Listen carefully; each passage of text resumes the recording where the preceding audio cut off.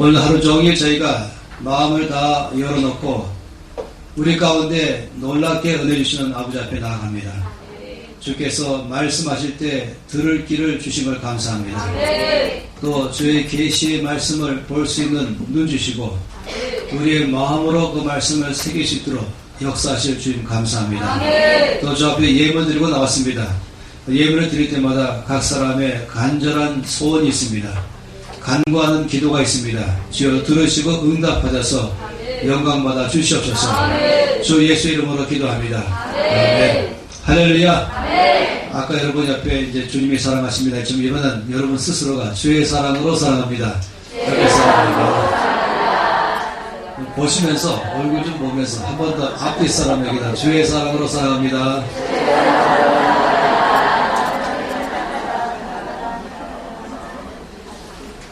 우리가 지금 오전마다 보는 말씀은 그 말씀 자체로도 크게 우리 안에서 일하는 말씀이고요. 또 동시에 그 말씀은 또 이번 전제 집회, 특히 저녁 때는 어떻게 우리가 재물을 다룰 것인가 이것을 쭉 보고 있는데 그것을 위해서 아침마다는 그런 재물을 다룰 수 있는 사람으로 내가 어떻게 준비할 것인가, 어떤 사람에게 재물을 맡기시는가에 대해서 오전마다 본다라고 하면 좋겠습니다. 그런 면에서 우리가 아침마다 말씀을 보고 있죠. 또 이 말씀은 또 다른 면으로 제목을 붙인다면 어떻게 우리가 이 세상에 영향을 주는 삶을 살 수 있을까, 이것이 오전에 또 제목을 다르게 붙일 수도 있는 것입니다. 그러면서 전체가 하나로 움직이면서도 또 따로 떼는 것이, 저희가 갖고 있는 늘 말씀 전할 때 목표는 전체를 다 들으면서 은혜 받기도 하면서도 어쩔 수 없이 그 시간만 참석하는 사람들에게도 은혜 받을 수 있도록 따로 떼는 것이에요. 그렇게 이렇게 하려고 오늘 애를 쓰고 있습니다. 그래서 어제까지 못 오고 오늘만 오는 사람을 위해서도 은혜를 하나님의 말씀 안에 나가게 하고, 또 오죽하면 못 오셨겠어요, 그죠? 그러면서 동시에 또 전체적으로 하나의 말씀으로 또 가는 것입니다. 그러면서 또 오전 시간으로서의 말씀도 되면서 동시에 이것은 저녁 시간을 위해서 또 준비되는 시간들도 갖도록 하고 이렇게 하는 것이에요. 그래서 이 세 가지 목적 가지고 오전 시간의 말씀을 보고 있는 것입니다. 우리가 이제 월요일, 화요일 이틀간 보고는 이제 3일째 마지막 보는 것인데, 하나님께서 어떤 사람에게 재물을 맡기시는가에 볼 때에 하나님이 보시기에 옳은 사람에게 맡긴다 라는 말씀을 보았습니다. 근데 이것은 재물에만 해당하는 것이 아니다 라고 말씀을 드렸죠. 1차적으로는 재물부터 먼저 보겠지만은 하나님께서 우리 각 사람에게 맡기신 일들이 있습니다. 또 여러분에게 맡기기를 원하십니다. 근데 그것을 위해서 하나님께서 이제 어떤 사람에게는 지식을 맡겨서 가르치도록 하게 하시고, 또 능력 주어서 또 능력을 행하게 하시고, 재물 주어서 재물 행하게 하시고, 여러 면에서 여러분에게 주께서 주기를 원하십니다. 그래서 어떤 사람은 의사로서, 또 어떤 사람은 학교의 교사로서, 또 어떤 사람은 사업하는 사람으로서, 또 어떤 사람은 과학자로서, 또 어떤 사람은 정치하는 사람으로서, 또 어떤 사람은 예술하는 사람으로서 여러 가지 영역을 다 말할 수 있겠습니다. 하나님께서 우리 모든 사람들을 불러서 거기에 그 각 분야에서 정말로 하나님이 주시는 능력 가지고 하나님의 뜻을 이루기를 바라는 것이에요. 이것이 지금 이 NCM인의 사역에 가장 중점적으로 되어 있습니다. 그러다 보니까 자연적으로 가장 큰 관심은 하나님께서 나를 어디로 부르셨는가, 하나님 나에게 주기를 원하신 것은 무엇인가, 이것이 늘 관심거리입니다. 그러면서 이 오전 시간은 그런 하나님이 나에게 주실 때에 그걸 받을 수 있는 준비, 내가 어떻게 할 것인가를 좀 보고 있는 것이죠. 그러면서 샘플을 보고 있습니다. 한 사람의 모델을 보는 것이 바로 다윗이죠. 하나님께서 다윗에게 주셨습니다. 하나님은 다윗에게 나라를 맡겼습니다. 왕의 자리를 그에게 주었죠. 그런 식으로 여기 각 사람에게 동일하게 주신 것이에요. 그럴 때에 다윗에게만 독특하고 특별한 경우가 아니라 일반적 경우라는 것입니다. 그러니까 하나님께서 어떻게 해서 다윗에게 그런 나라를 맡기셨을까? 그리고 왕의 이 업무를 그에게 맡겼을까? 이거를 보면은 나에게도 하나님께서 맡기시는데 어떤 사람이 되어야 될 것인가 하는 것입니다. 그러면서 우리가 봤던 것은 중심에서부터 하나님께서 보신다 하는 걸 봤죠. 하나님은 외모로 사람을 보시고 주시는 것이 아니라 중심을 보시고 주신다. 그러니까 이것이 저는 여러분에 말씀드리기를 우리 모든 사람들이 다 기회가 있다 하는 것이에요. 그리고 내가 결정만 하면 되는 것입니다. 내가 준비만 하면 되는 것입니다. 과거에 성적 순으로 주는 것이 아니라고 말씀드렸어요. 외모를 보고 주는 것이 아니라고 말씀했습니다. 그러면서 그 중심을 보신다 그랬는데 그 중심은 어떤 것일까 하는 것을 우리가 지금 보고 있습니다. 첫날 봤던 것은 온유한 사람. 하나님께서 다윗의 온유함을 보시면서 그에게 일을 맡겼다 하는 걸 보았어요. 어제 보면서는 충성을 보셨다 그랬습니다. 다윗 안에 갖고는 충성. 얼마든지 비행 청소년 될 수 있는 가능성이 많이 있지만 선택한 것이죠. 그렇게 늘 상처받고 누구를 원망하면서 그리고 자기 인생을 불쌍히 여기면서 될 대로 되라 하면서 살아갈 수 있는 길을 택할 수 있겠지만은 그러나 오히려 그럴 때 자기 마음을 붙잡아서 하나님께로 나가서 오히려 하나님을 더 예배하며 찬양하고 그래서 오히려 그것은 다윗으로 하여금 악기를 다룰 줄 아는 사람이 되게 만들었다. 혼자 많이 있는 시간에서 그는 아주 탁월한 악기를 다룰 줄 알았죠. 또 그는 시인 됐죠. 또 가수가 됐습니다. 동시에 그는 자기한테 맡겨진 아버지의 양떼를 잘 돌보기 위해서 돌 던지는 일을 자꾸 연습하고 해서는 아주 용사가 됐죠. 이 사자나 곰도 죽일 만한 사람으로 된 것입니다. 이것이 다윗의 삶에서 우리가 보면서 충성을 보았어요. 그리고 또 한 가지 본 것은 겸손을 보았습니다. 그러니까 그 얼마든지 만만요라는 자리에 들어가기 때문에 한순간 갑자기 자기는 굉장한 사람인 줄 알고 이 사람이 변했다 이런 말을 듣잖아요. 옛날에는 안 그랬는데 사람이 점점 성공하다 보니까 점점 유명해지다 보니까 점점 더 알려지다 보니까 또 가진 것이 많다 보니까 옛날 같은 순수함이 사라졌다. 옛날 같은 사람이 아니다. 뭔가 목에 기구스라고 있고 점점 사람이 거만해지고 있다. 이어서 곤란하잖아요. 우리 모든 사람들은 얼마든지 그런 사람이 될 가능성이 다 있는 것입니다. 나도 모르는 사이에 그런 사람 될 가능성이 많이 있는 것이에요. 그런데 다윗은 그렇게 하지 않았어요. 참 이것이 놀라운 점인 것입니다. 오늘은 이제 마지막 날 남아있는 이 시간 가운데 저는 두 가지를 더 보려고 합니다. 자, 40가지가 있다고 말씀드렸어요. 이제 그 중에서 지금 몇 가지를 보는 것이 있습니다. 더 이제 듣기를 원하시면은 한 가지는 체리스쿨 보시면 되는 것이고 거의 50시간짜리 강의하기 때문에 함께 사무엘상 18장 말씀을 펴보겠습니다. 이제 드디어 전화가 오기 시작했습니다. 정 목사님 이제 전화가 오기 시작했어요.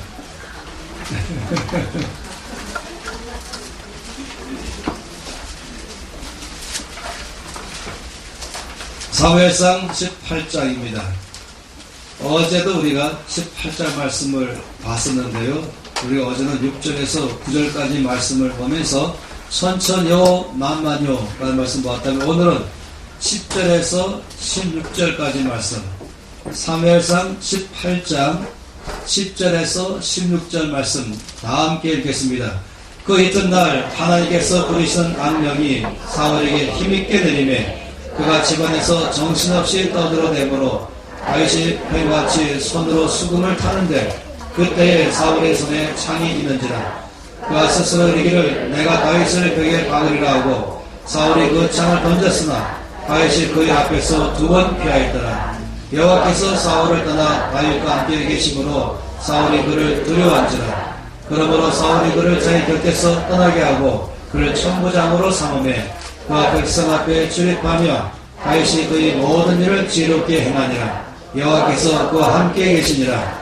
사울은 다윗이 크게 지르게 마음을 보고 그를 두려워하였으나 온 이스라엘과 유다는 다윗을 사랑하였으니 그가 자기들 앞에 출입하기 때문이었다. 아멘. 이 말씀 안에 보게 될 때에 이 내용은 뭐냐면은 이제 점점 이 사울 왕은 미쳐가고 있었습니다. 왜냐하면 이 천천히라는 그 말을 들을 때부터 그는 자기의 마음이 보인 것이죠. 교만한 마음이 보인 것입니다.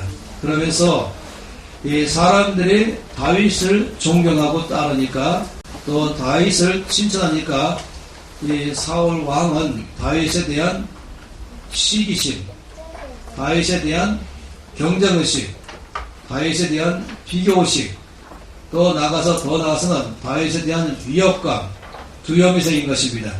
혹시라도 다윗이 내 자리를 빼앗아가면 어떻게 할까 하는 마음들이 일어나기 시작하는 것이에요. 이건 굉장히 위험한 마음인 것입니다. 우리가 삶을 살면서 비교의식, 경쟁의식, 시기와 질투, 이것은 누구나 일어날 수 있겠지만은 그 마음을 그냥 그대로 마음속에 두면은요, 이것은 나중에는 그 사람에 대해서 이 사울같이 될 가능성이 있어요. 성경에서 이것을 굉장히 중요하게 다루고 있습니다. 예수님께서 이 산상수훈에서 살인에 대한 정의를 말씀했죠. 살인은 보통은 행동을 가지고 많이 말하잖아요. 우리가 이제 법정에서 그 사람을 감옥에 넣을 것인가에 대한 기준은 어디냐면 실제로 죽였냐, 상처를 크게 입혔냐, 이 행동의 결과를 따라서 법정에서는 결정합니다. 그래서 살인했으면 이제 살인죄 이렇게 하게 되죠. 그런데 우리 주님은 그렇게 말씀 안 하셨어요. 마음에서부터 미워하는 것은 이미 살인한 것과 똑같다 라고 말씀했어요. 이번 기간에 그 말씀은 우리가 다루지 않겠지만은 사실은 맞는 말씀이 되는 것이에요. 다시 말하면 이렇게 말하면 좋겠어요. 좋은 나무니까 좋은 열매를 맺습니까? 좋은 열매니까 좋은 나무입니까? 둘 다 하지요. 보통은 주님 이렇게 말씀했어요. 좋은 나무마다 좋은 열매를 맺는다. 또 못된 나무마다 못된 열매를 맺는다. 좋은 나무가 나쁜 열매를 맺을 리가 없고 못된 나무가 좋은 열매를 맺을 리가 없다. 그러므로 그 열매로 그 나무를 알라 이렇게 말씀했어요. 그래서 열매가 좋으니까 좋은 나무인 것이 증명되는 것이에요. 그러니까 사실은 좋은 나무니까 좋은 열매를 맺는 것이에요. 좋은 나무인 줄 알면은 아니 열매를 안 맺어도 열매를 맺을 줄 아는 것이에요. 그러나 왜 어려움이 있냐면은 겉으로 보기에는 다 똑같이 나무예요. 겉으로 보기에는 다 똑같이 가지를 잘 뻗었어요. 겉으로 보기에는 다 잎이 무성하게 되어 있어요. 그래서 이것이 겉으로 보기에는 이게 좋은 나무인지 안 좋은 나무인지 분별이 안 되는 것입니다. 언제 한 걸음 나냐면은 열매로 결정하는 것입니다. 열매가 좋으면 그때 가서 좋은 나무다 이렇게 말하는 것이에요. 열매가 안 좋으면 그때 가서 안 좋은 나무다라고 말하죠. 우리 신앙생활은 저는 늘 말씀하고 싶은 것은 우리 신앙생활은 열매로 증명하라 하는 것입니다. 사실은 좋은 나무니까 좋은 열매를 맺지만은 그러나 오늘 우리가 말할 것은 삶으로 증명하라 하는 것이에요. 그래서 나는 성령 충만합니다 이렇게 말하는데 삶은 그렇지 않을 때에 사람들이 오해하는 것입니다. 저는 옛날에는요, 이제 여기 CBMC를 많이 말씀했지만, 저는 CBMC의 초창기에 굉장히 많이 관계되어 있었어요. 그래서 아주 오랫동안 CBMC를 강의했었죠. 어느 한 CBMC는 저에게 성령 강의만 3개월 동안 해달라고 요청했어요. 근데 강의를 시작하니까 몇 사람들이 아주 기분이 안 좋아했더라고요. 그래서 제가 알았죠. 그리고 나중에 저한테 와서 하시는 말씀이 뭐냐면은 목사님이 우리 CBMC에 와서 성령 강의를 하신다 말씀 들을 때부터 기분이 안 좋았대요. 왜 그러냐, 제가 알죠. 무슨 말인지 알지만 제가 또 물어봐 드렸더니 자기의 교회 안에서 성령 충만하다고 말하는 장로님이 교회 전체를 어렵게 했기 때문에 저것이 성령 충만함이라면 난 절대 안 받는다. 그래서 처음부터 성령 충만함에 대해서 아주 오해를 많이 하고 있었던 것이죠. 그래서 강의 자체를 거부했던 것이죠.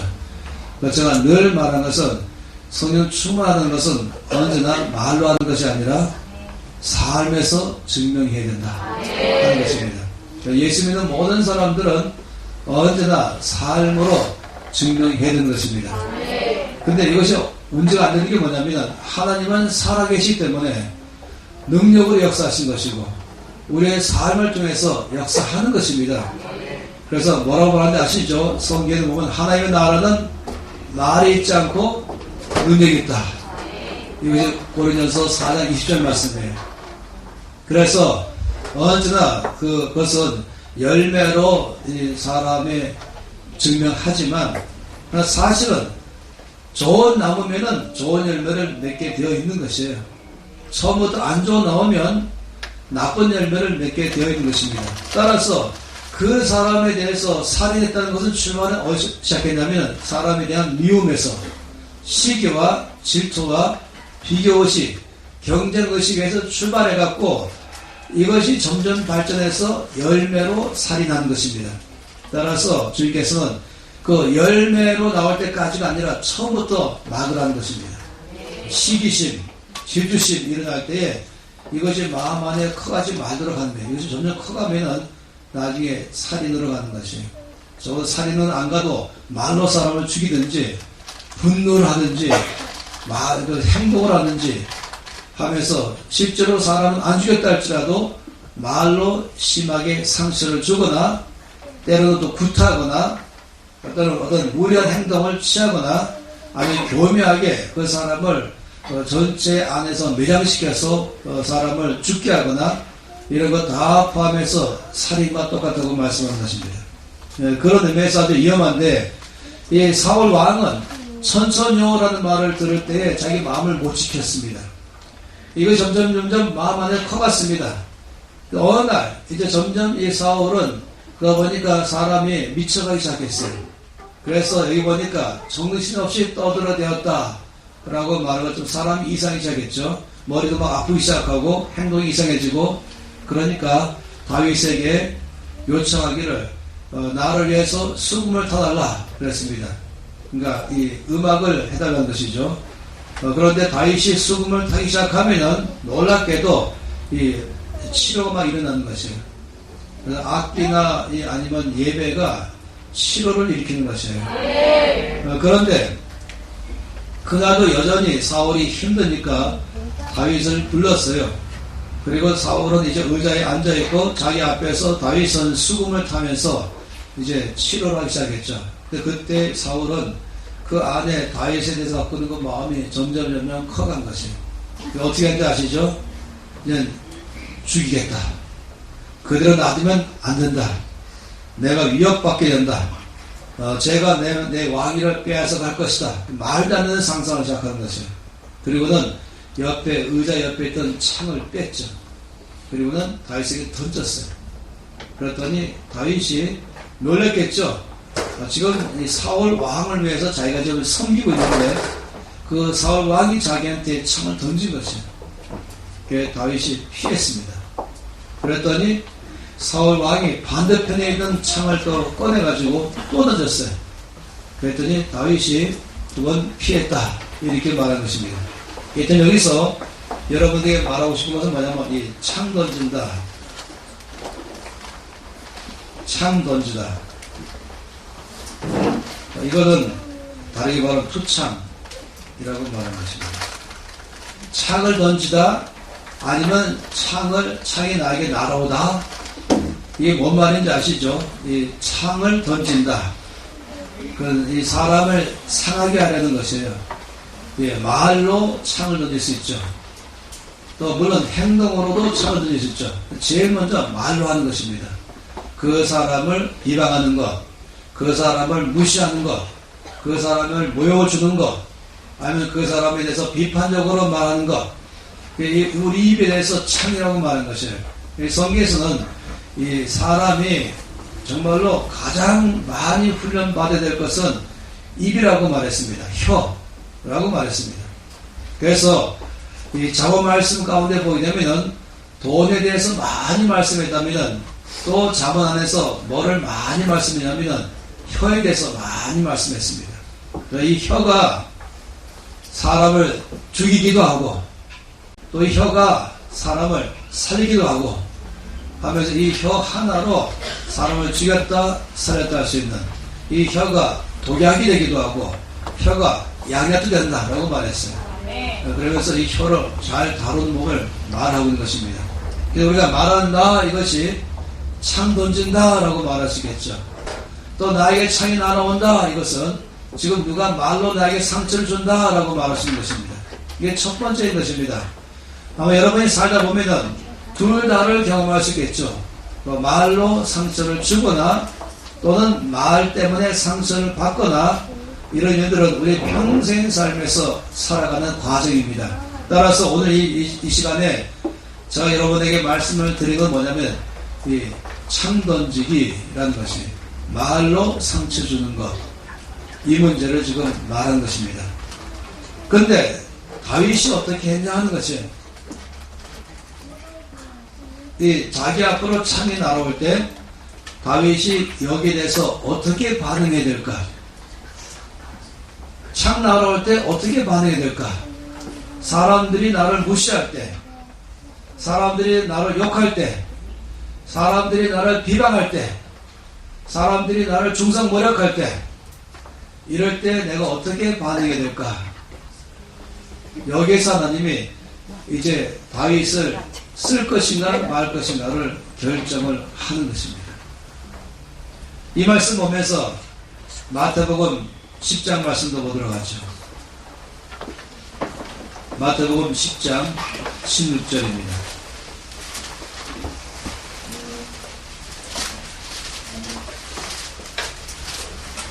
마태복음 10장 16절 함께 이 말씀 읽겠습니다.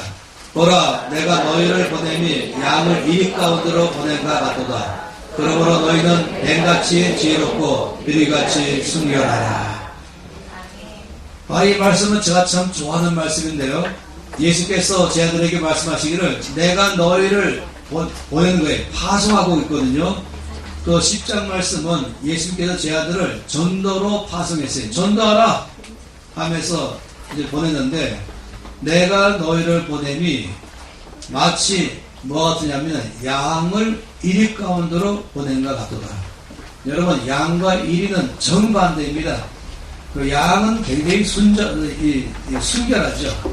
양은 굉장히 온순합니다. 이리는 반대예요. 아주 사납고 거칠고 난폭합니다. 이리는 뜯어먹는 거죠. 양을 이리 가운데로 보내게 되면은 어떤 일이 발생하겠습니까? 상처끼리 될 거예요. 이리가 물어 뜯을 거예요.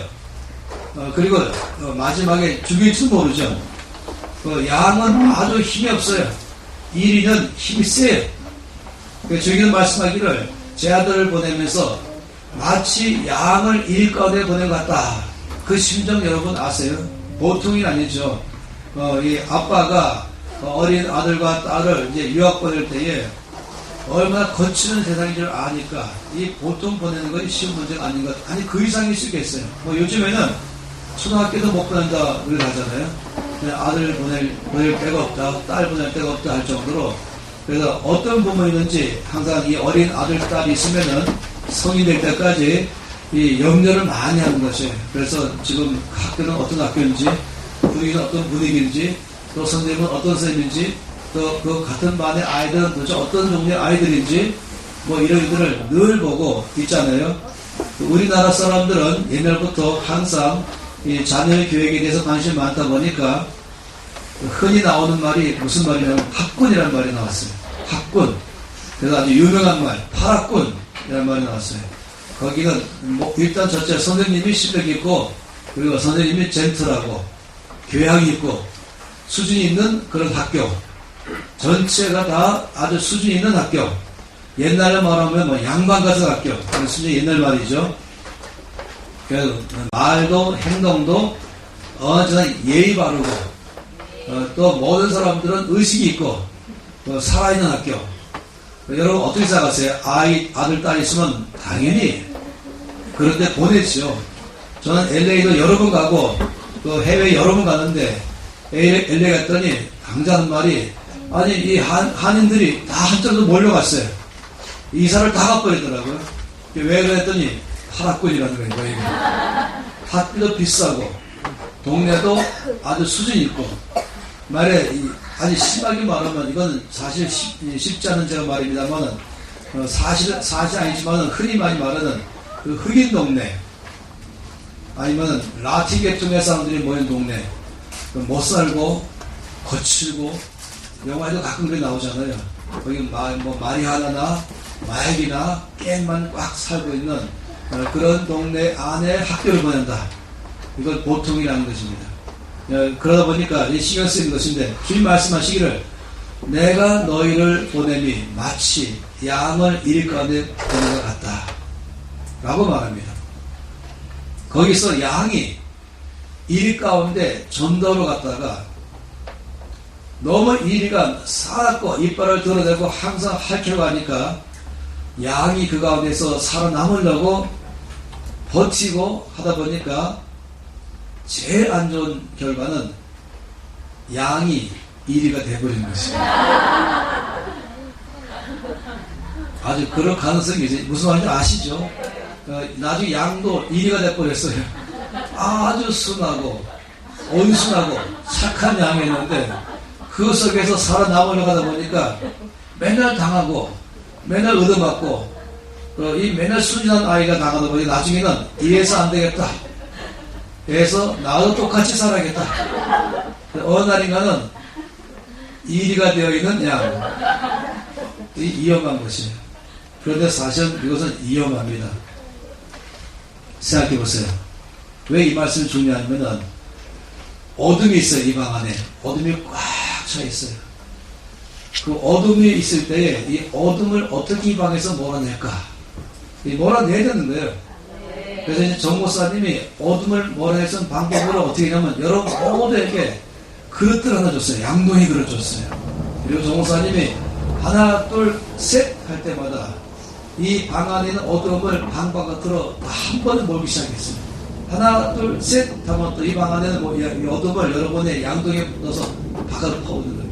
하나 둘 셋 또 하고 있는 것이에요. 결과 뭔지 아시죠? 나중에 몽땅 지쳐 떨어지는 것입니다. 어둠은 전혀 안 올라가고 지쳐 떨어지는 것입니다. 그런 식으로 하십니까? 이 방의 어둠을 몰아내는 방법 어떻게 합니까? 빛을 비추는 것이에요. 힘 안 들이고 이 방의 어둠을 몰아내는 방법은 빛을 비추는 것이에요. 그러니까 어둠을 몰아내는 방법은 어둠에 집중하면 안 된다는 것입니다. 이 어둠을 몰아낼 때의 방법은 너무 쉽게도 빛을 비추는 것이에요. 불이 일어났어요. 불을 꺼야 되는 것이에요. 이 불이 일어났을 때 불 끄는 방법으로 거기다가 기름을 끼얹는다. 그러면 어떻게 아시죠? 뻔한 일이에요. 불을 끌 때는 불로 끄는 게 아닙니다. 불을 끌 때는 물로 끄는 것이에요. 어둠을 몰아낼 때는 빛으로 몰아내는 것이에요. 이것을 뭐라고 말합니까? 이것을 갖다 말하기를 반대정신 이렇게 말하는 것입니다. 반대정신. 그러니까 이 반대정신이라는 말은 한마디로 말해서 어둠을 몰아내기 위해서는 빛을 비춘다. 불을 끄기 위해서는 물을 껴넣는다. 이것이 바로 반대정신인 것입니다. 이 세상을 바꾸는 방법으로 하나님은 어떤 식으로 했을까? 십자가로 나갔습니다. 여러분 이것을 이해할 수 있으면 참 좋겠어요. 오늘 아침에 저는 확신한 것은 우리 안에 계시는 성령께서 여러분 각 사람에게 이 말씀을 계시로 줄 줄로 믿습니다. 그래서 정말 이해가 돼야 되는 것이에요. 이것이 이해 안 되면 어떤 일이 발생하느냐? 이 양이 일 가운데 갔다가 어떻게 된다고요? 이리가 된다. 이런 걸 뭐라고 말합니까? 같은 정신인데. 우리도 모르는 사이에 내가 이렇게 당할 수는 없지. 네가 나를 갖다가 무시했냐? 그럼 나도 너를 무시하겠다. 이게 뭡니까? 같은 정신이에요. 다시 말하면 네가 나한테 창을 던졌냐? 그럼 어떻게 하는가? 나도 너에게 창을 던지겠다. 잘 들어보세요. 제가 하는 말은 제 목표는 항상 6살부터 80살까지 다 알아듣도록 말하는 게 목표예요. 저는 공부할 때 복잡한 거 공부했어요. 뭐 철학, 신학 철학, 과학 철학, 역사 철학, 미학 철학, 언어 철학. 제가 대학 공부 과목이었어요. 근데 다 버렸어요. 근데 못 알아들어요. 그렇게 쉽게 말해도. 제가 말한 말 중에 못 알아들을 만한 언어 하나 쓰거든요. 근데 잘 이해 안 될 수가 있어요. 근데 이해될 것입니다. 오늘 아침. 다윗이 사울 왕이 자기한테 창을 던졌어요. 안 좋은 왕이죠. 이 착한 다윗에게 경쟁의식, 비교의식, 시기와 질투 가운데 미움이 일어나면서 두려움이 생긴 거예요. 그래서 없애겠다. 나의 경쟁자. 그래서 다윗은 전혀 경쟁할 마음이 없는데 스스로 이 경쟁의식 느껴서 다윗을 없애려고 창을 던진 거예요. 그러니까 불의한 왕이죠. 좋지 않은 지도자인 것입니다. 좋지 않은 나쁜 사람이죠. 이런 불의에 대해서 어떻게 할 것인가? 야, 저 불의한 왕, 저 난폭한 왕, 나쁜 왕, 내가 어떻게 대할 것인가? 그게 다윗이 결정하기를 나도 가만히 안 두겠다. 그래서 자기한테 날라온 창을 들고 다윗은 그보다 훨씬 더 힘있게, 훨씬 더 정확하게 상대방에게 심장에 창을 던졌어요. 그랬다면 어떤 일이 날 것인가? 그랬다면 다윗은 용맹스러운 사람으로 인정받을 것입니다. 야, 불의에 대항할 줄도 아는구나. 약한 사람이 아니네. 너 의도하는 사람이 아니네. 창을 던졌을 때, 와, 저 사람은 불의에 대항할 줄 아는 용감한 사람이다. 그래서 의로운 사람이다. 그 안에는 의의가 있는 사람이구나. 라고 할 거예요. 그런 사람은 인정되겠죠. 그래서 용맹스러운 사람이다라고 인정되고, 정의로운 사람이다라고 인정되고, 불의에 대하여 항거할 줄 아는 사람이다라고 인정되고, 또 한 가지는 함부로 대하면 안 되겠구나. 아, 보통 사람이 아니네. 만만한 사람이 아니네. 함부로 대할 사람이 아니구나. 라고 인정받을 거예요.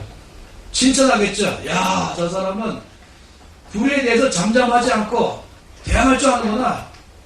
정의로운 사람이구나. 그리고 함부로 대항하는 사람이 아니구나. 만만히 볼 사람이 아니네. 하는 것이. 사람들이 이렇게 생각해요. 내가 얼마나 우습게 보였으면 나에게 함부로 대할까. 이렇게 생각해요. 내가 얼마나 약해 보였으면 나를 갖고 놀라 그럴까. 얼마나 내가 무시당했으면 나에게 함부로 창 던질까. 친구들 사이에서 나를 갖다가 세상 말로 씹어버리고 늘 창 던지고, 내가 지나가면 친구 앞에 나를 조롱하고 그 옆에 친구 다 웃으면서 그러면 아이 바보. 그래서 어느 날 내가 얼마나 약하게 보였으면 나를 무시할까요? 그래서 내가 결정하는 거예요. 내가 그렇게 만만한 사람이 아닌 걸 보여주겠다.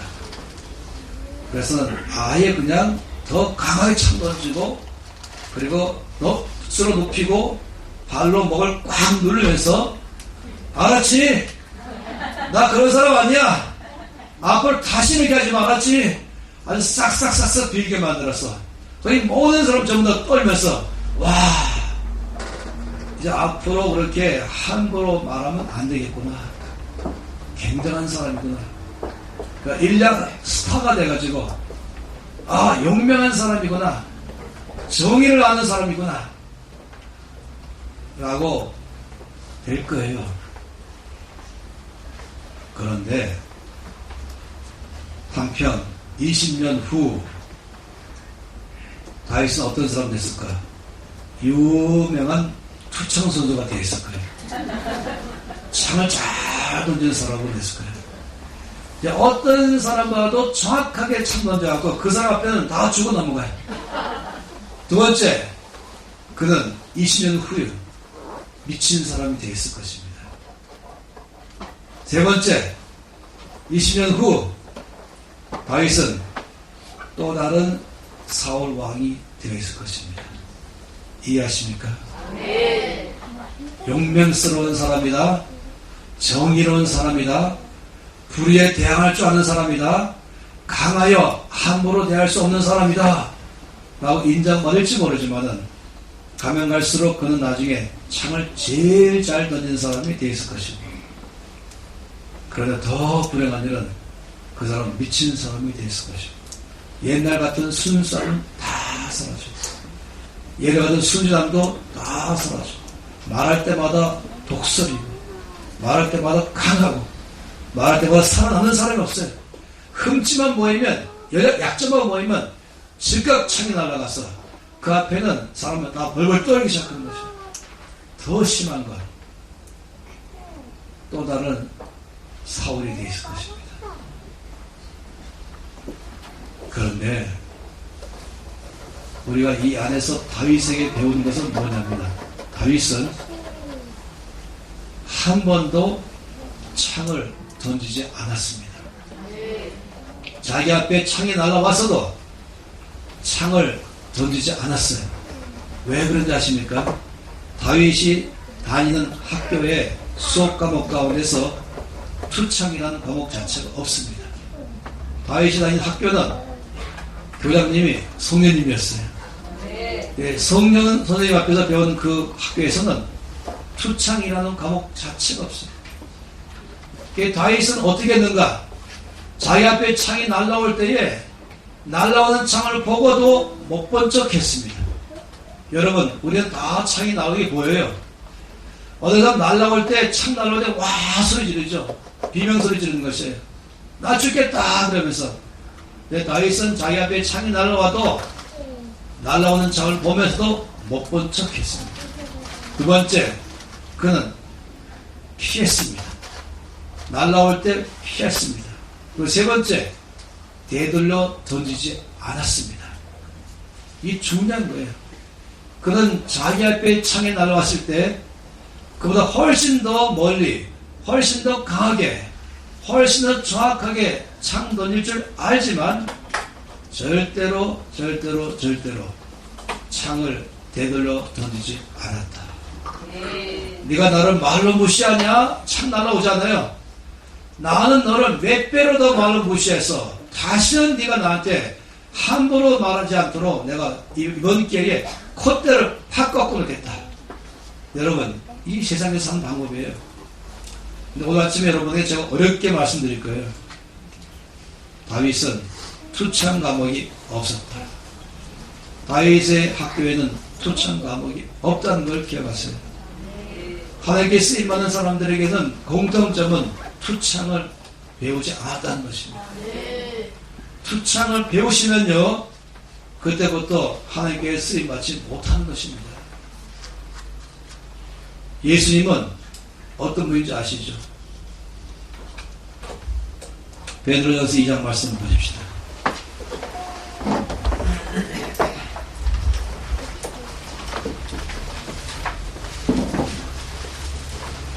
베드로전서 2장입니다.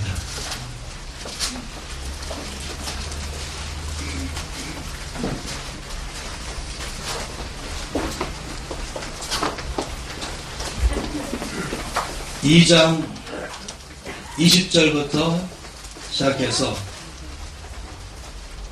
우리가 23절까지 2장 20절에서 23절까지 읽겠습니다. 죄가 있어 매를 받고 참으면 무슨 칭찬이 있으리요. 그러나 선을 행함으로 권한을 받으면 이는 하나님 앞에 아름다우니라. 이를 위하여 너희가 부르심을 받았으니 그리스도도 너희를 위하여 권한을 받으사 너희에게 본을 끼쳐 그 자취를 따라오게 하려 하셨느니라. 그는 죄를 범하지 아니하시고 그 입에 거짓도 없으시며 욕을 당하시되 맞게 욕하지 아니하시고 고난을 당하시되 위협하지 아니하시고 오직 공의로 심판하신 이에게 부탁하시며. 23절 말씀 보세요. 욕을 당하시되 맞대어 욕하지 아니하시고 창을 날아왔을 때 막받아 창 던지지 아니하시고 고난을 당하시되 위협하지 아니하시고. 우리 예수님은 창 던지는 법을 배우지 않으셨습니다. 하나님의 학교, 예수 그리스도의 학교에는 투창 과목이 없다는 것을 아시기 바랍니다. 오직 예수님은 어떻게 했습니까? 아버지 앞에 갔습니다. 뭐라고 말했습니까? 오직 공의로 심판하시는 이에게 부탁하셨다. 하나님께 모든 것을 맡겼어요. 그것이 예수님 하셨죠. 다윗은 그렇기 때문에 자기 앞에 날아오는 창을 보고도 못 본 척하고 피하기만 하고 되돌려 던지지 않았습니다. 그리고 네 번째 다윗이 한 것이 놀라운 거예요. 첫 번째 뭐라고요? 창이 날아와도 못 본 척했다. 두 번째 피하기만 했다. 세 번째 절대로 되돌려 던지지 않았다. 네 번째 그리고 나서도 아무런 일이 일어나지 않은 것처럼 행동했다. 이거 더 어려운 거예요. 네 번째 최고 어려워요. 그러고 나서도 아무런 일이 일어나지 않은 것처럼 행동했다. 다시 말하면 즉각적으로 카톡 날리고 전화 걸고 심지어 그렇게 안 하다가도 기도 모임에 가서 슬쩍 기도 제목으로 내놓으면서 그 안에서 내가 하고 싶은 말 다 하는 사람도 있죠. 기도 제목으로도 내놓지 않았다. 어떻게 했습니까? 하나님께만 나갔다. 오직 공의로 심판하신 하나님 앞에 다 맡겨드렸습니다. 주님 앞에 가셨어요. 이건 정말 배우기 어려운 과목이에요. 저도 끊임없이 배우고 있어요. 이거는 여러분 모두에게 다 있는 것입니다. 창이 날아올 때, 나를 무시할 때, 나를 비방할 때, 나를 욕할 때, 그리고 나에 대해서 말로 사람을 상처입힐 때 창이 날아오는 거잖아요. 다윗은 투창을 하지 않았다. 이것이 하나님이 다윗을 쓰시는 이유입니다. 바로 예수님을 닮아가는 것이죠.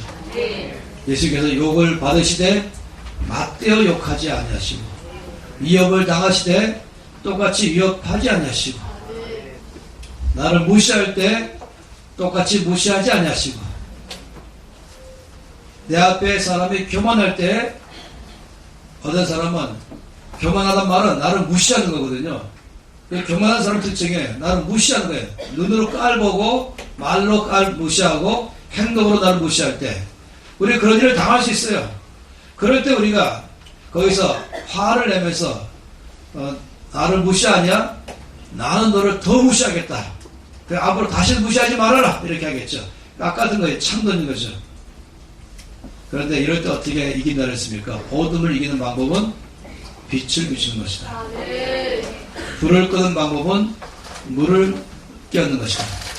하는 것처럼 나를 무시하는 사람 앞에는 이 교만한 사람이죠. 그 교만한 사람을 이기는 방법은 뭐겠습니까? 겸손으로 이기는 것입니다. 교만을 이기는 방법은 겸손이에요. 어둠을 이기는 방법은 빛이라고 말했어요. 이게 중요한 문제인 것이에요. 그래서 우리가 이 반대 정신을 배워야 되는 것이 이 다윗 안에서 하나님께서 다윗의 중심에 뭐냐면 반대 정신으로 살았다는 것입니다. 누가 나를 무시할 때에 그때 우리는 더 다시 내가 잘못했노라 하고 오히려 그 앞에 나를 낮추는 것입니다. 오히려 그럴 때는 더 낮추고 죄송합니다. 제가 더 잘해보겠습니다. 죄송합니다. 제가 더 마음을 깨트리겠습니다. 근데 이기는 길이에요. 이 양을 일 가운데 보내서 변화를 줄 수 있는 그 일을 양으로 바꿔버리는 이것이 바로 하나님 나라의 비밀입니다. 우리가 이 땅에서 바로 그 방법으로 살아가는 것이에요. 그거는 일단 개인적인 삶에도 마찬가지예요. 내 안에 교만함 때문에 고민하는 사람들 있잖아요. 나는 왜 교만할까? 그래서 교만한 사람, 교만한 나. 하나님 나의 교만함을 물리쳐 주시옵소서. 하나님 제가 교만함을 회개합니다. 제 교만함을 떠나보게 해주십시오. 이러면 안 돼요. 가끔 뭐 같은지 아시죠? 이 방에 어둠을 몰아내는 방법으로 바구니 들고 어둠을 몰아내도 안 나가는 거예요. 이 교만한 나, 교만을 없애고 싶은 나, 그래서 교만을 또 바라보고 교만하지 않길 바랐나? 근데 나는 내 안에서 교만 때문에 고민하는 사람이라면 어떻게 하면 될까요? 겸손하신 예수님을 바라보는 것입니다. 더 예수님이 얼마나 겸손하실까? 아, 예수님의 겸손은 어떤 모습일까? 그걸 묵상하는 거예요. 내 안에 교만에 대해서 묵상하지 마시고, 중요한 문제예요. 오늘 아침에는 제가 첫날 밤엔 초급반, 어제 중급반, 드디어 오늘 고급반으로 들어갔습니다. 좀 어려운 과목이에요. 이거 들으면 알 것 같으면서 못 알아듣는 단어이기도 하죠. 그러니까 내 안에서 교만함이 일어날 때에 자꾸 교만한 나를 묵상하고 내 안에 교만을 물리치려고 또 묵상하고 이러면 어둠을 몰아내려고 어둠을 계속 몰아내면 낼수록 어둠은 그 자리에 채워지는 것처럼 교만한 내가 여전히 교만한 거에 남아있고 한 달 지나가도 기도는 똑같고 1년 지나가도 기도는 똑같고 그리고 기도하는 것 가슴을 위로받고 아니에요. 이럴 때 중요한 것은 겸손을 묵상하는 거다. 빛으로 어둠을 이긴다. 내 안에 깨끗하지 못한 생각이 들어온다. 불결한 생각이 들어온다. 아, 나는 왜 그런 사람이지? 왜 나는 깨끗이 못하지? 왜 나는 이렇게 정력을 생각하지? 주여 정력을 몰아내 주시옵소서. 계속 그렇게 하지 마시면 안 되고, 그럴 때는 거룩함이 무엇일까? 순결함이 무엇일까? 그걸 묵상하는 것이에요. 주님의 거룩하심, 주님의 순결하심. 왜 나는 이렇게 미움이 있을까? 왜 나는 미움이 많이 있을까? 주여 나의 미워하는 나를 좀 해결해 주십시오. 이게 아니라 그건 사랑을 묵상하는 것이에요. 할렐루야. 참 놀라운 것이죠. 그러면서 그럴 때는 오히려 미움이 있는 나보다는 주님 사랑의 주님을 찬양합니다. 그 놀란 주님의 사랑이 내 안에 부어주시니 감사합니다. 기도를 좀 바꾸면 좋겠어요. 이 대구 땅이 얼마나 어둡냐, 얼마나 제약이 많이 있냐, 얼마나 완약하냐 이걸 바라보지 마시고 대구 땅을 살아가신 주님은 얼마나 놀라우신가, 이 대구 땅에 대해서 소망 가지신 주님은 얼마나 놀라우신 것인가, 그걸 반대로 묵상하시라니까요. 그 기도를 바꾸시라니까요. 어둠을 몰아내는 전사같이 하지 마시고 오히려 이 빛의 사자처럼 하지 말라는 것이에요. 이게 하나님 나라인 것이에요.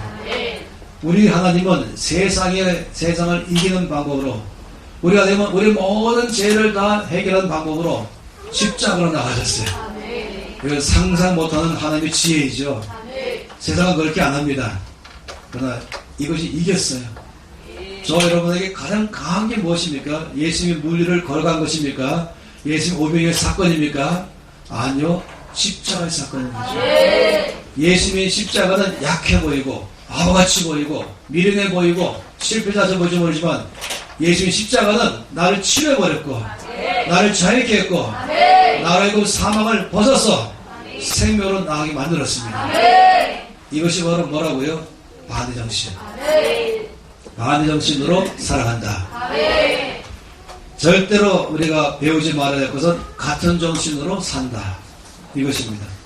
우리는 하나님 나라 안에서 이 다윗 안에서 배울 수 있는 가장 중요한 것은 우리 반대정신으로 산다. 할렐루야. 이것이 우리가 앞으로 끊임없이 배우는 것이에요.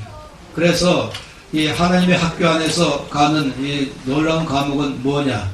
그건 깨어진 마음인 것입니다. 늘 깨어진 마음. 내 마음을 깨트리는 데 더 집중하는 것입니다. 상대방을 깨트려 가지 마시고 나 자신을 십자가 앞으로 가져가서 나 자신의 생각을 깨트려서 주님이 나를 지배하도록 하게 하는 것이죠. 그래서 앞으로 여러분 기억하세요. 창이 날라올 때마다 보고도 못 본 척한다. 피하기만 한다. 대대로 던지지 않는다. 그리고 마지막에 뭐라고요? 아무런 일도 일어나지 않는 것처럼 한다. 기도 제목으로 내놓지 않는다. 오직 하나님께 나간다. 그리고 내 모든 억울함, 내 마음의 아픔을 하나님 앞에 다 토해냈습니다. 시편 61편 말씀 어제 말씀드렸죠. 나의 백성들아 넌 시시로 내 마음을 여호와께 토할지어다.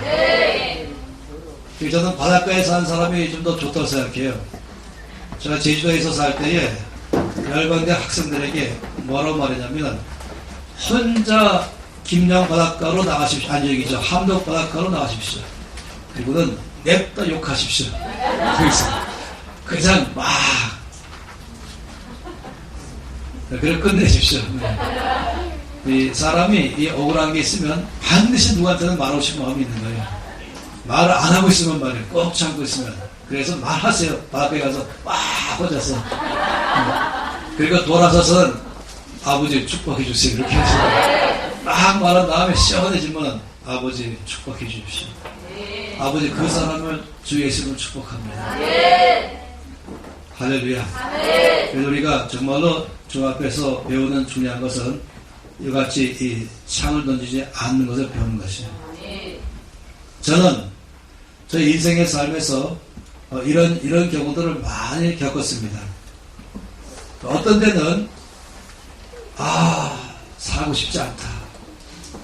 그 정도면 얼마큼인지 알잖아요. 전 자상한 사람 돼서 미화시킬 마음은 조금도 없어요. 그러나 한쪽으로 오죽하면 그랬을까 하는 마음이 있는 거예요. 아무도 평가하지 마세요. 자살한 사람에 대해서. 단지 그걸 잘했다고는 말은 안 되는 것입니다. 오죽하면 그럴까 하나님께서는 아실 것입니다. 우리 모두가 그렇다고 자살을 선택한 건 아닌 것이에요. 오죽하면 그럴까. 저는 더 이상 버티기 힘들다. 더 이상 살 힘이 없다. 이럴 때가 몇 번 있었죠.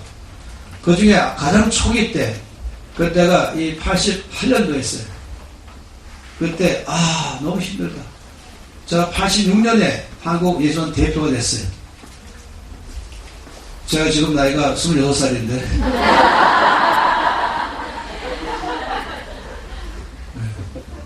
그런데 너무 힘들었어요. 그래서 그럴 때 어떻게 합니까? 금식 기도에 들어가는 거예요. 제 보따리에 싸서 기도원으로 갔지요. 제가 즐겨가는 기도원이 있어요. 3일간 금식 기도하면서 정말 이것을 해결하기를 바랐습니다. 근데 제 친구가, 저를 잘 아는 친구가 있었어요. 늘 입이 무거운 친구예요. 이 친구가 저한테 장복을 줬어요. 마침 하나님이 저에게 주신 것이죠. 이 친구를 통해서. 아주 얇은 책이었어요. 근데 영어로 된 책이었죠. 전 그냥 생각 없이 그 책 주니까 선물을 받고 이제 기도원에 가서 제가 이 기도실 하나를 택하고 기도하다가 쉬는 시간에 잔디밭에 가서 앉아있을 때 그 책을 들고 갔어요. 그 책을 읽기 시작했죠. 근데 읽다 보니까 너무 흥미있었고 다 읽게 됐어요. 그 책 내용이 뭐냐면은 이 다윗에 대해서 나오는 거였어요. 다윗과 사울. 그 사울에게 쫓기는 다윗. 이 좋지 않은 지도자 사울. 그리고 이 양 같은 다윗. 이리 같은 사울. 이게 장면이 딱 나오는 거예요. 그러면서 다윗이 계속 사울 때문에 쫓겨다니고 있었죠. 그런 다음에 거기 저자가 이렇게 말했어요. 오늘날에도 다윗의 라인에 속한 사람이 있고, 다윗 계통에 속한 사람이 있고, 오늘날에도 사울 계통에 속한 사람이 있다. 라인 오브 사울, 라인 오브 데이빗. 그러니까 다윗 같은 입장에 있는 사람이 있고, 사울 같은 입장에 있는 사람이 있다. 이렇게 말하는 거예요. 그러면서 당신은 어느 라인에 지금 속해 있습니까? 이 질문이었어요. 제가 바로 말했죠. 야, 이것 때문에 나 여기 와 있는데 어쩌면 이렇게 내 사정을 너무 잘 알까? 제 입장이 마치 이 사울에게 쫓기는 다윗 같은, 이리 가운데에서 먹히게 될 입장에 있는 양 같은, 이게 저라고 생각했어요. 그러니까 기가 막히게 지금 나에 대해서 말하고 있네. 저 마음속으로 바로 난 다윗 계통이지 라고 말했어요. 네, 그리고 끝났어요. 그 다음 장으로 넘어갔어요. 그 다음 장에서 저자 에드워드 진이 이렇게 말했어요. 당신 만일에 당신 자신을 다윗 계통에 속한 사람이라고 여기신다면 당신은 사울입니다. 당신이 만약 당신 자신을 다윗 같다고 생각하신다면 당신은 사울입니다. 제 심장을 꽉 찌른 거예요. 제가 제일 싫어하는 사람은 사울이거든요. 이 권력을 휘두르는 사람, 남을 무시하는 사람, 말로 상처주는 사람, 억압하는 사람, 폭력을 휘두르는 사람, 언어로든지 뭐든지 저도 싫어해요. 그것 때문에 힘들어하고 있었거든요. 근데 제가 그런 사람이래요. 이 한마디로 하면 이 괴변이나 하는 건 아니겠어요? 갑자기 흥미가 생겼어요.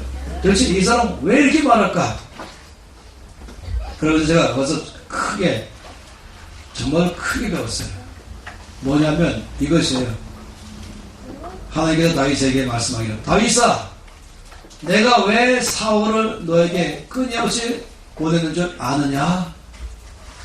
다윗이 하나님께 대답하기를, 하나님, 그렇지 않아도 제가 지금 여쭤보고 싶었습니다. 제가 왜 이렇게 고난당해야 됩니까? 왜 제가 사울에게 쫓겨서 이 광야 생활을 해야 됩니까? 왜 저를 죽이려는 사울 앞에 제가 늘 도망다녀야 됩니까? 하는, 제가 언제 왕이 되겠다 그랬습니까? 왜 저를 세워놓으신 다음에 끊임없는 사울에게 쫓겨다니면 되겠습니까? 이게 다윗의 답변이죠. 그랬더니 하나님께서 다윗에게 말씀하시기를, 왜 그런지 아느냐? 모릅니다. 투명스럽게 말하겠죠. 왜냐하면 나는 너 다윗을 쓰고 싶다. 나는 너 다윗을 이 나라의 리더로 쓰고 싶다. 나는 너 다윗 너를 통하여 나의 뜻을 이루고 싶다. 그런데 네 안에 아직까지 사울이 있다. 네 안에 사울이 있다. 나는 너 다윗을 원하는데 네 안에 사울이 있다. inside 사울. 따라서 네 안에 있는 사울을 쫓아내기 위해서 네 밖에 사울을 보내고 있는 것이다. 너 지금 저 밖에 있는 outside 사울을 통해서 왜 나는 고생하는가? 왜 나를 괴롭게 하는가? 왜 저 사람 나를 힘들게 하는가? 이렇게 하지 말고 저 밖에 있는 사울을 통해서 나는 네가 네 안에 있는 사울적 요소를 보기를 바란다. 그래서 저 사람 때문에 내가 힘들어야 하지 말고 하나님께서 저 사울을 나에게 보내셔서 사실은 내 안의 사울을 제거하기 원하신다. 제가 충격받았어요. 그 말에 충격받았죠. 그것이 인생을 바꿔버렸어요. 그리고 나서 처음에 제가 인정하고 싶지 않았지만 그 말씀에 인정하고 싶지 않았지만은 자 곰곰이 저를 돌이키고 시작했습니다. 저는 제가 양인 줄만 알고 있었죠. 저 바깥에 늑대가 저를 해치는 줄 알고 있었죠. 그래서 제 속에도 사울적 요소가 있는 것이 보였습니다. 제 속에도 두려움이 있고 사람에 대한 경계심이 있고 경쟁의식이 있고 비교의식이 있고 시기와 질투가 있고 제 속에도 사람들에 대해서 무시하는 경향이 있고 제 속에도 이기심이 있고 제 속에도 욕심이 있고 제 속에도 다른 사람의 이익을 추구하지 않고 내 이익만을 추구하는 마음이 있고 자, 쭉 적기 시작했어요. 내 안에 있는 사울이 어떤 사울일까? 쭉 보기 시작했어요. 경쟁의식, 비교의식, 질투, 시기, 미움, 두려움, 무정한 마음, 인색한 마음, 욕심, 정욕, 쫙. 하나님께서 다윗에게 말씀하기를, 다윗아, 나는 너를 쓰고 싶다. 나는 너에게 나의 일을 맡기기를 원한다. 그런데 네 안에 사울이 있는 한은 내가 너를 쓸 수 없다. 네 안에 사울이 사라질 때에, 네가 다윗 될 때에, 진정한 다윗 될 때에, 그때 내가 너를 쓸 것이다. 저는 그것이 저에게 통찰력을 줬어요. 이해를 시켜줬죠. 저는 끊임없이 밖에 있는 사울 때문에 나 다윗이 고생하고 있다. 이렇게 생각만 했어요. 저 사울이 나를 힘들게 하고 있다. 왜 지금 잘 살려고 애쓰는 나에게 왜 힘들게 하고 있을까? 심하게 하면 왼수라고 말하셨죠. 나의 핍박자, 나의 공격자, 나의 대적. 그 하나님께서 말씀하시는 아니라 저 밖에 있는 사울을 통해서 네 안에 있는 사울을 보기를 원하고, 내가 언제까지 너에게 사울을 보낸 줄 아냐? 네 안에 사울이 사라지면 나는 저 밖에 있는 사울도 더 이상 보내지 않을 것이다. 그건 저에게 힘든 경험이었어요. 그때부터 제가 본격적으로 주 앞에 저를 내놓기 시작했습니다. 그리고는 왜 저 사람을 나에게 보낼까 할 때마다 내 안에 동일한 모습이 보일까 하는데 더 집중하기 시작했습니다. 왜 나를 힘들게 할까 하는 것보다는 내 안에 동일한 모습이 있는가 보면서 주 앞에 나가서 십자가 앞에 나가고, 내 안에 있는 사울을 십자가 앞에서 못 받고 성령의 능력으로 내 안에 다윗이 다윗 되도록 해달라고 은혜를 구하기 시작했습니다.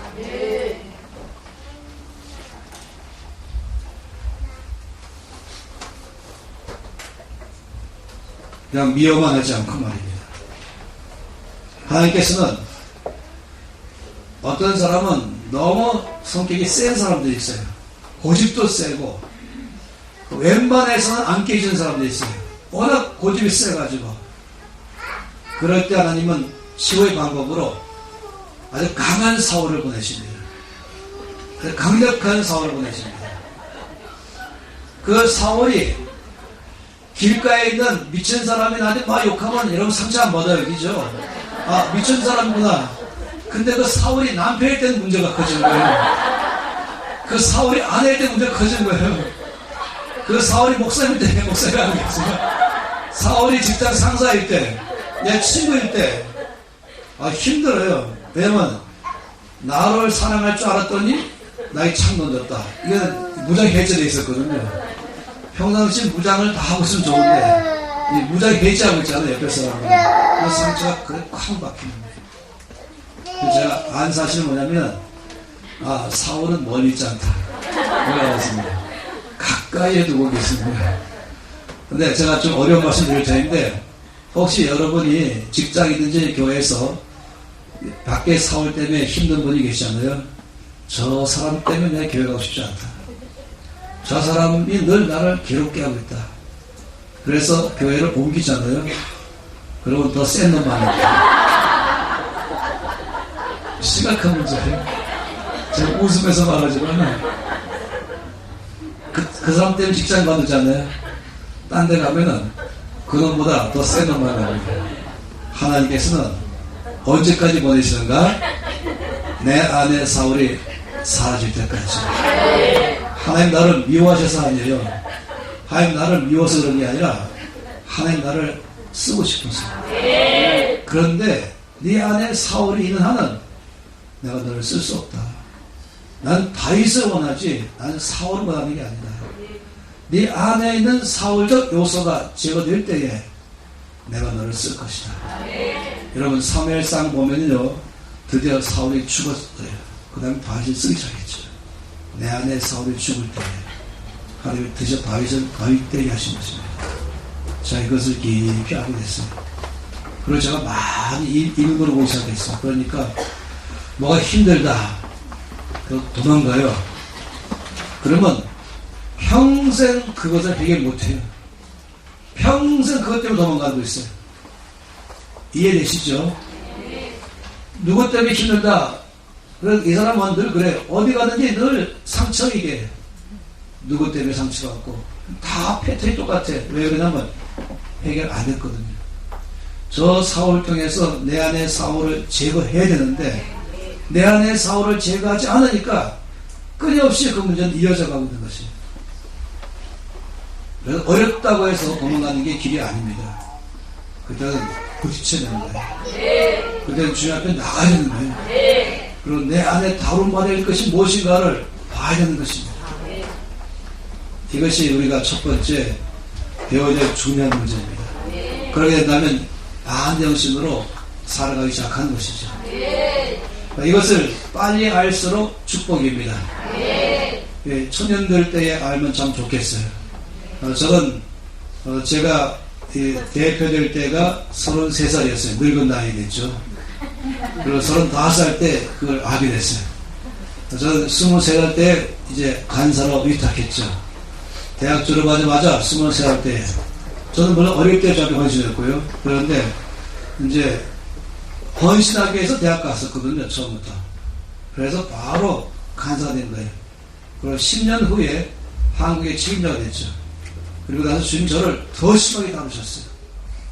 하나님께 쓰임 받으려면 더 심하게 다룬 받아야 되는 것입니다. 그래서 어떤 사람이 고생을 많이 했다 그러면은, 힘든 상황까지 있다 그러면 제가 기대가 큰 것입니다. 단지 좀 잘 보면 좋겠어요. 그럴 때 왜 나만 힘들까 하지 마시고, 그럴 때 하나님이 좀 나를 심하게 다루시는구나. 아주 성격이 고집이 세고 그런 사람일수록 더 센 놈 보낸 거 아시는 거예요. 그래서 진짜 깨지면 좋겠어요. 할렐루야. 이것이 다윗이 배웠던 첫 번째 과목입니다. 그래서 오늘 첫 번째 과목에서는 하나님이 어떤 사람에게 일을 맡기시는가 할 때 다윗에게 일을 맡기신다. 하나님은 사울에게 일을 맡기지 않으시고 다윗에게 일을 맡기신다. 근데 다윗에게 일을 맡기려면 다윗이 다윗 되어야 된다. 다윗이 다윗 되려면 그 안에 있는 사울을 제거해보내는 것인데, 하나님은 그 사람의 이 다윗으로 쓰고 보내기 때문에 그 사람 안에 있는 사울을 사라지게 할 때만 쓰시기 때문에 방법으로 그 바깥에 사울을 보내신다. 그러면 반정신으로 사는 법을 배울 때에 드디어 다윗 되기 시작한 것입니다. 이 시간 주 앞에 손 높이 드시고 기도하십시오. 손 높이 기도하시면서